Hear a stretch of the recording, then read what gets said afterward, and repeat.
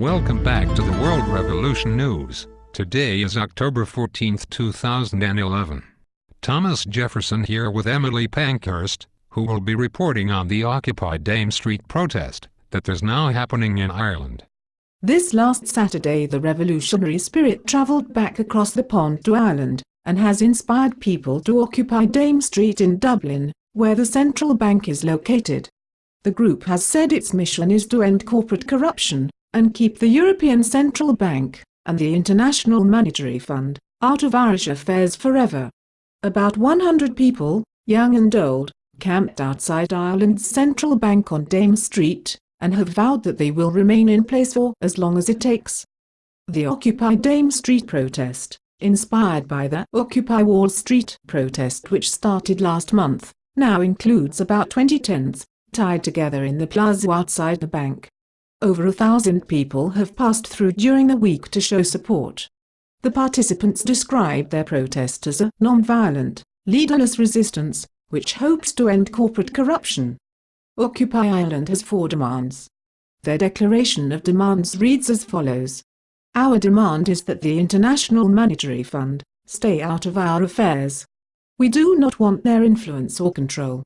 Our demand is that the private bank debt, that has been socialized and burdened upon the population of the country, who had nothing to do with it, be lifted.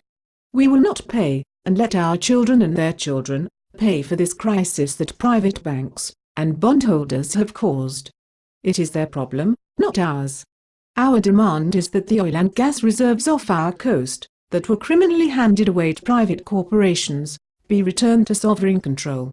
Our demand is for real participation democracy, where the people's interests come first, where the people decide what happens.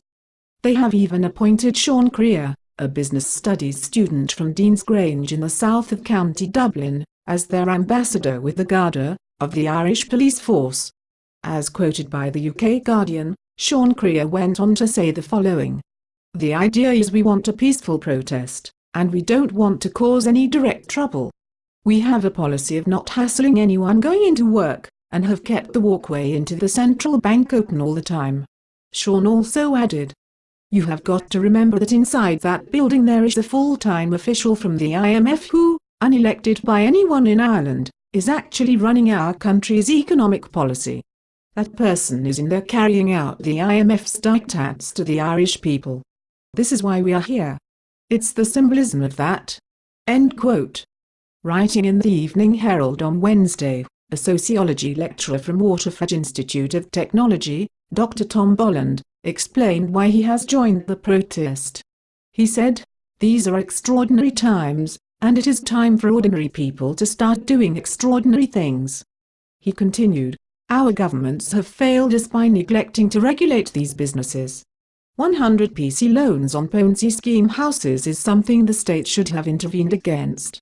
Yet, rather than protecting the citizens from the fallout of these bank failures, the government has insisted that we, the taxpayers, should pick up the bill.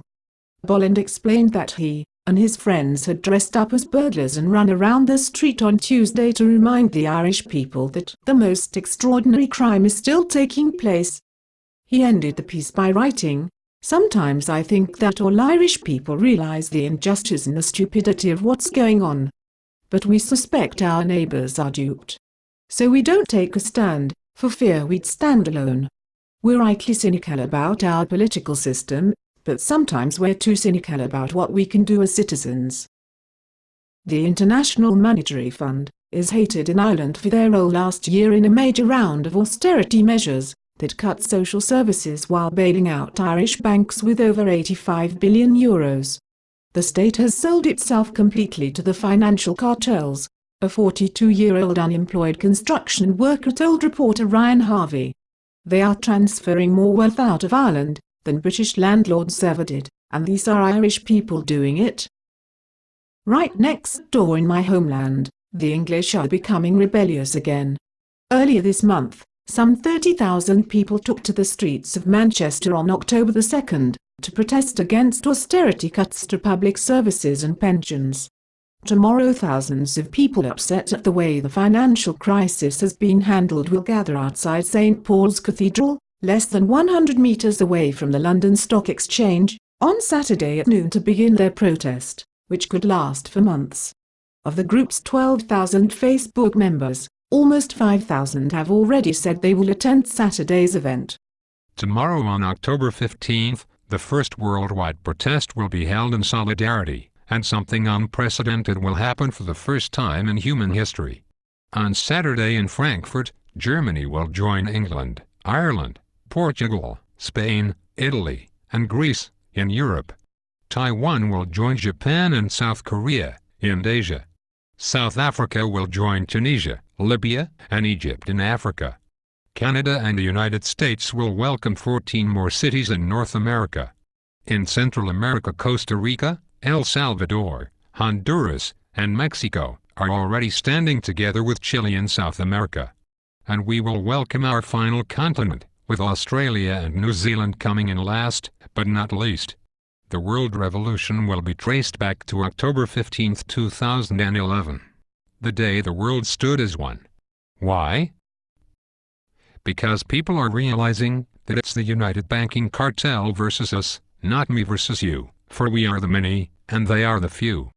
Have a good weekend everyone, and remember where you are tomorrow. For this revolution may be televised.